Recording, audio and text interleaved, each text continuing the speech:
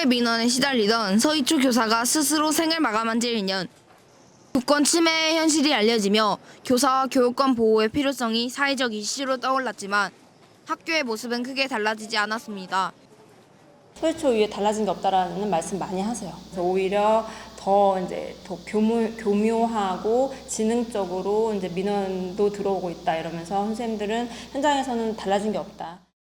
서희초 사건 이후인 지난 4월에 실시된 스승의 날 기념 교원 인식 설문조사 결과 보호자에 의한 교육 침해는 62.3%, 학생에 의한 교육 침해는 67.2%, 교사의 교직 생활 만족도는 21.4%로 사건 이후 크게 변화된 것이 없는 것으로 나타났습니다. 학생들의 모습 역시 크게 달라지지 않았습니다.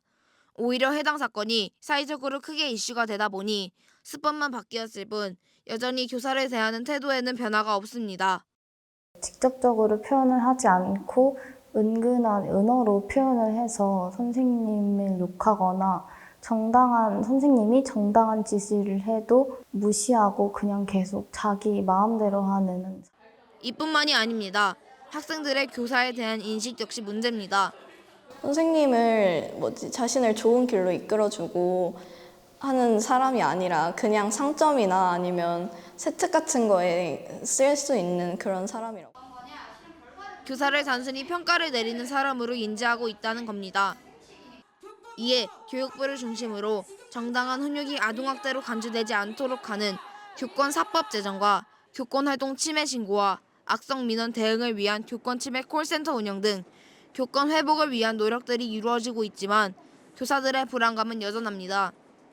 아무래도 이제 불안감이 생긴 거죠. 내가 오늘 그런 일이 없다고 해서, 올해 그런 일이 없다고 해서 내일도 내년에도 그럴 거라는 보장이 없기 때문에 약간 저뿐만 아니라 모든 선생님들이 그런 막연한 불안감을 가지고 아이들을 대할 수밖에 없는 상황이 돼서 그게 좀 안타깝고, 상황이 이렇다 보니 현장에서는 법률 개정보다 학교에 대한 인식 변화가 우선시 되어야 한다고 말합니다.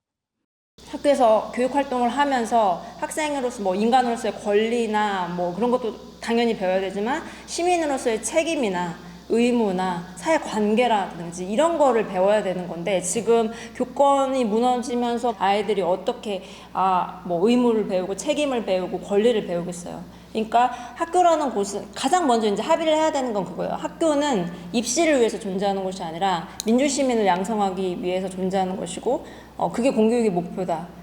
그거에 대해서 합의를 해야 그 다음 스텝으로 나갈 수 있을 것 같아요. 서희초 교사 사망 1년, 법률 개정과 교권 회복을 위한 사회적 분위기는 형성되었지만 아직도 바뀌어야 할 것이 많아 보입니다. DMB 뉴스 김유진입니다.